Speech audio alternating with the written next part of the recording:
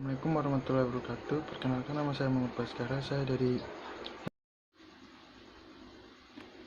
inflasi, pengangguran, dan kebijakan untuk mengatasinya.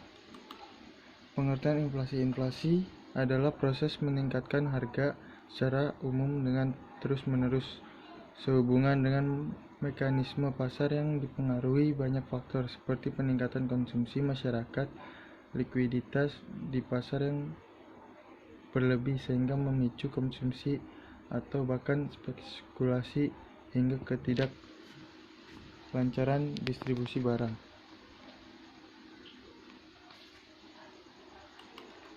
Definisi tentang inflasi telah dikemukakan oleh para ahli. 1. Nangga. 2. Menurut Raharja. 3. Erchhorn. 4.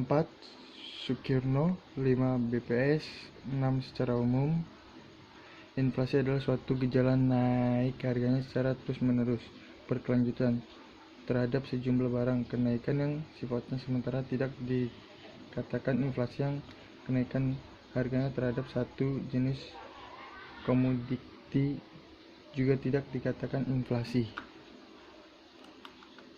Beberapa untuk menggolongkan jenis inflasi. Penggolongan pertama didasarkan pada para atau tidak.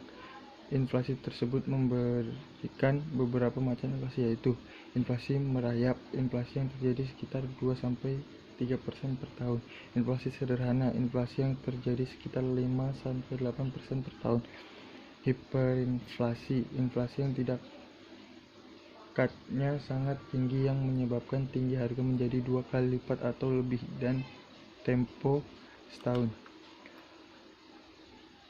Dilihat dari tingkah keparahannya, inflasi dapat dipilih dalam 3 kategori: inflasi sedang, inflasi ganas, ataupun hyperinflasi atau hyperinflation. Jenis inflasi dilihat dari faktor-faktor penyebab timbulnya inflasi tersebut. Inflasi terikat permintaan, inflasi dorongan biaya, inflasi struktural, inflasi yang terjadi akibat dalam beberapa kendala atau kekakuan struktur yang menyebabkan penawaran menjadi tidak responsif terhadap permintaan yang meningkat. Keterkaitan pengangguran dengan inflasi. Dalam indikator ekonomi makro, ada 3 hal terutama yang menjadi pokok permasalahan ekonomi makro. Pertama adalah masalah pertumbuhan ekonomi. Pertumbuhan ekonomi dapat dikategorikan baik jika angka pertumbuhan positif dan bukannya negatif. Kedua adalah masalah inflasi. Inflasi adalah indikator pergerakan harga-harga barang dan jasa secara umum, yang secara bersamaan juga berkaitan dengan kemampuan daya beli. Inflasi mencerminkan stabilitas harga.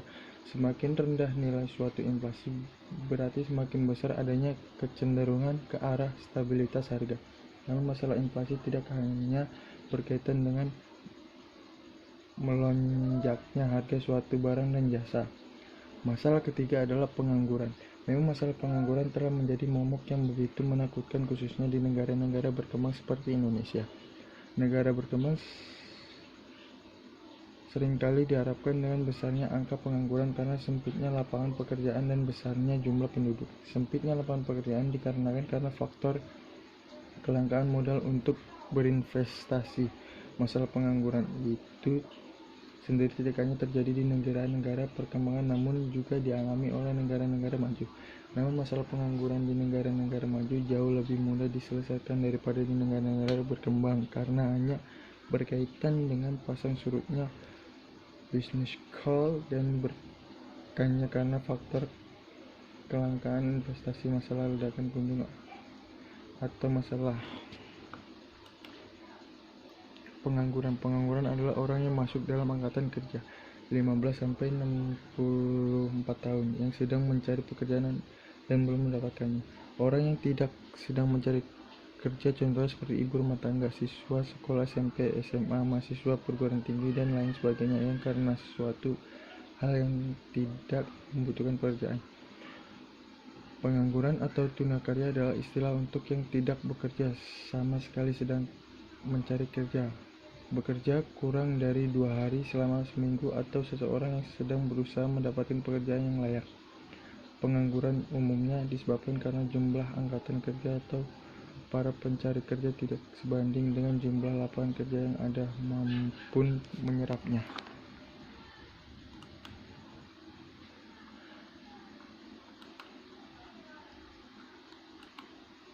Jenis-jenis pengangguran berdasarkan jam kerja. Berdasarkan jam kerja, pengangguran dikelompokkan menjadi 3 macam.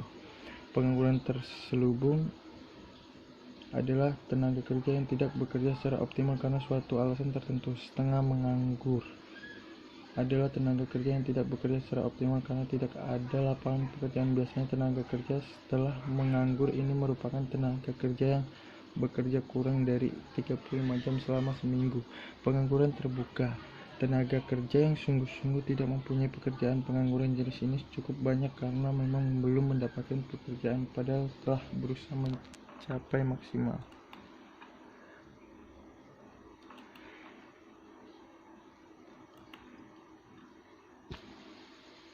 Penyebab terjadi pengangguran. Pengangguran umum disebabkan karena jumlah angkatan kerja tidak sebanding dengan jumlah lapangan pekerjaan yang mampu menyebabkan pengangguran. Seringkali menjadi masalah dalam perekonomian karena dengan adanya pengangguran, dampaknya terjadi pengangguran bagi perekonomian negara. 1. Penurunan pendapatan per kapita. 2. Penurunan pendapatan pemerintah yang berasal dari sekolah pajak. 3. Meningkatkan biaya sosial yang harus dikeluarkan oleh pemerintah.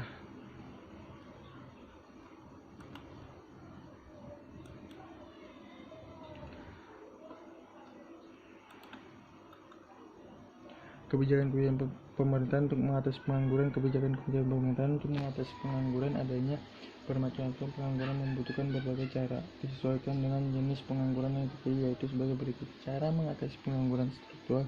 Untuk mengatasi pengangguran jenis ini, caranya yang digunakan adalah peningkatan mobilitas modal dan tenaga kerja.